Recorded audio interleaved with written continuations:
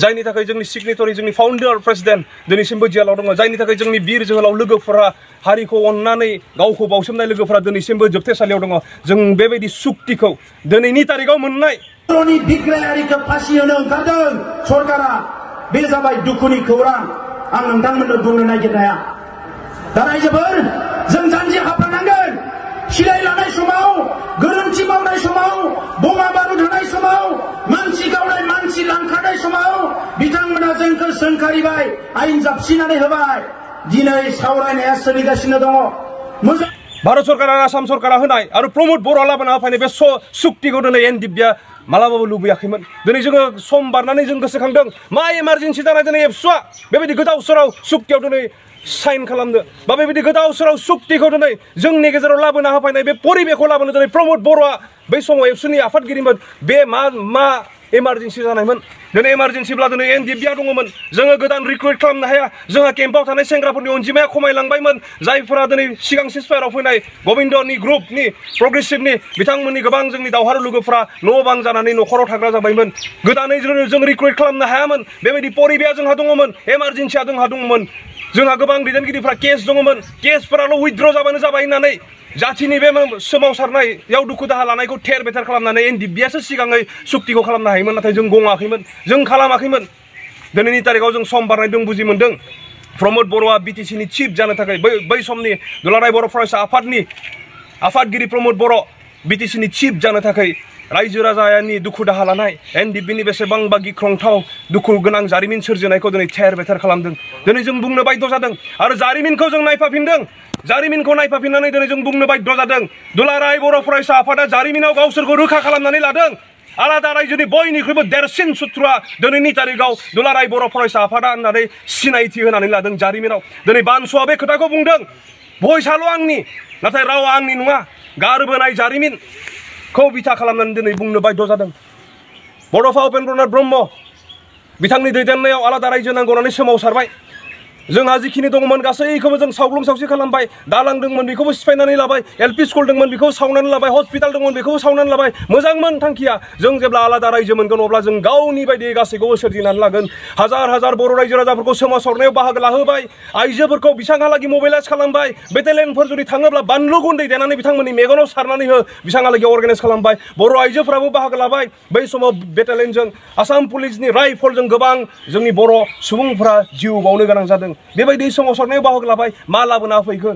डिएसि लाबोनानै होफैबाय बिनि दायनिगिरिया सोर जारिमिना दिनैबो बुंगासिनो दङ दुलाराय बर' फरायसा आफादनि दैदेनगिरिफोरानो दिनै बेखौ खालामदों बिनि उनाव जों नुदों बर'नि जि जारिमिन बेलटिया आलादा रायजो नांगौ होननानै संग्राम खालामबाय संग्राम खालामनानै दिनै आलादा रायजो मोनाखै बिटिसि मोनबाय बे सुक्तियाव खिन्थु सापर्ट अफ लेटाराव एबसुनिफ्राय दिनै लाइजाम माने सापर्ट अफ लेटार हिसाबै हराखै बेखौ जोङो हाग्रामा महिलारि बिथांनि मेडिया बाइट होनायाव जों गम मोनगासिनो दङ बिनि उननिफ्राय बिटिसि खुंथाया मोजां बेखौ बुजि मोननानै पलिटिकेलि जों बेखौ लानांगोन इलेक्शन गेलेनानै जों बेखौ लानांगोन होननानै बिथांमोना नाजाबाय आरो डाबल पि बिपिपिएफ बै समाव सोरजिबाय आरो बिपिपिएफनि गतै आफादगिरि नेहाथारिखौ सेन्ट्रेलनिफ्राय लानानै प्राइमारिसिम जों मोनथियो एबसुनि दैदेनगिरिफोरा लाबाय बेखौ बुजि मोननानै नांना फैनाय हाथियारनि संग्राम खालामना फैनाय हाग्रामा महिलारिया सिंगेल पि खालामनानै हारसिङै माने इलेक्शन गेलेनानै बिथाङा रुलिंआव थाबाय बै समनिफ्रायनो माखासे बर' रायजो राजाफोरखौ डेभेलपमेन्टनिफ्राय दुलाराय बर' फरायसा आफादा अर्थात बै समनि दैदेनगिरिफोरा बोखावनानै दोनबाय आरो बिदिनो हारिखौ खौसे जानायनि लामायाव बिथांमोना लाबोआखै एनडिएफबिआ सभारेन्टिनि थाखाय नांनाय जों जेब्ला हाग्रायाव दंमोन जेब्ला जों फर्मेल सिसफायाराव फैबाय अब्ला जोंखौ सोरखारा बुंबाय स्टेटहुडनि सायावनो नोंथांमोना रायलायनांगोन दे थिग दङ जोङो रायलायगोन बेबायदि जोङो आलादा रायजोखौ मोनफुंहोनो थाखाय जोङो गोसो होनानै जों सावरायदोंमोन स्टेटहुडनि सायावनो जोङो मेम'रेन्डामखौ लिरनानै भारत सरकारनो जों गथायदोंमोन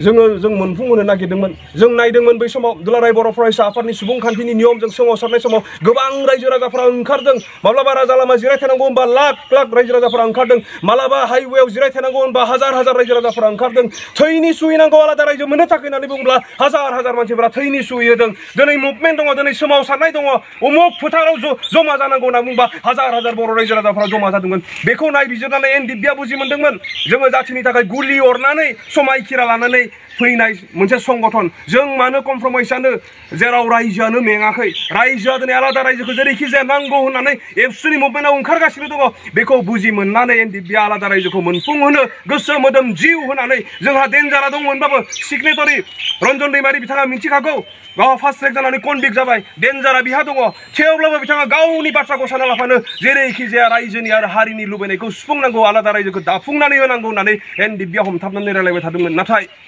बेयावबो नुबाय जोङो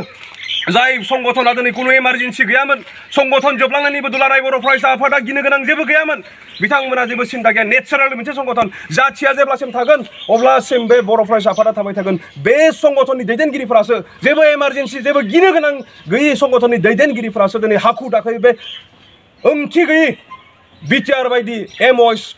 एमअएसआव दिनै हाखु दाखुयै साइन होदों आरो बेबायदि एमअएसआव गतै बर'नि नांग्रा आफादफोरखौ साइन होनो बाध्य खालामदों जोंनि जेलाव थानाय दैदेनगिरिफोरखौ हाखु दाखु बख'ना लाना थांनानै मिथिया माया गोथां गोब्रामै दिनै सुक्तियाव खालामनायाव दिनै बाध्य खालामदों आरो बे जारिमिनखौ नायनानै दिनैनि तारिखाव बुंनो जोङो रोखा जादों जारिमिना दिनै फोरमायदों आलादा रायजो बर'लेण्डनि बयनिख्रुइबो देरसिन सुथुर हिसाबै गुबुना नङा दुलाराय बर' फरायसाया खिन्थु गावखौ दिनै एस्टाब्लिश खालामदों दुलाराय बर' फरायसा आफादनिबो अर्थात एबसुनि गासैबो दैदेनगिरिफोरा नङा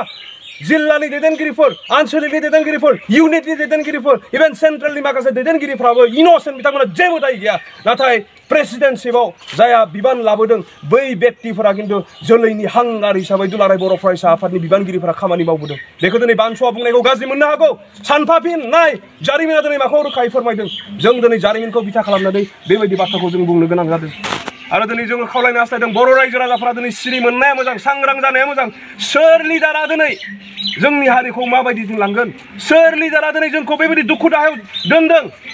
दिनै बेखौ दिनै सिनाय मोननाया मोजां खारन बे एनडिएफबिनि मेम'रेन्डामाव गोबां मोजां पइन्टफोर जाय पइन्टसफोरखौ इन्टारल'किटरा एक्सेप्ट खालामदोंमोन सेपारेट स्टेटखौ आं हाथ'वा बे आंनि केपासिटियाव गैया जेब्ला नोंसोर दिल्लीयाव हम मिनिस्टार प्राइम मिनिस्टारजों पलिटिकेलि टक खालामगोन बेयाव नोंथांमोना बार्गेनिं खालामनानै लायोब्ला बे नोंथांमोननि गोसो होननानै जोंखौ बुंदोंमोन बाखि जोंनि मेम'रेन्डामाव गथायनाय गथै पइन्टसफोरखौ बिथाङा एक्सेप्ट खालामदोंमोन जोंनि मेम'रेन्डामाव बर' रिजिमेन्टनि बाथ्रा दंमोन दिनै हाजार हाजार लाइमोनफोरखौ जोङो रिजिमेन्टआव थिसननो हागौमोन दिनै जाय बर' इयुथ्सफोरा बेकारै दङ नोंथांमोननि बेबायदि समखौ दिनै प्रमद बर' बिथाङा लाबोदों होननानै जों दिनैनि तारिखाव बुंनांगोन बेबायदि समखौ दिनै साख्रि गैया मा गैया बेकार समखौ दिनै इउजि ब्रह्म बिथांमोना लाबोदों होननानै दिनै जों बुंनो गोनां जागोन खारन इउजि ब्रह्मआ मोनसे बाथ्रा बुंदोंमोन जों साबायखर होनांगोन रन्जन दैमारिखौबो जोंखौ गथायनानै दुलाराय बर' फरायसा आफादखौ फोथायनानै मेगननि सेबनानै सुक्तियाव साइन होबाय होननानै बिथाङा बुंनाय व्यक्ति दिनै सानफाफिननाया मोजां सोर फावथिना खालामग्रा दैदेनगिरिफोरा दिनै जाथिखौ मा लेभेलजों लांदों दिनै आलादा रायजोआ जुदि मोनोमोनब्ला बयबो रायजो राजाफोरा बिखा फोरदांनानै थांनानै थानो हागौमोन बर'ल' नङा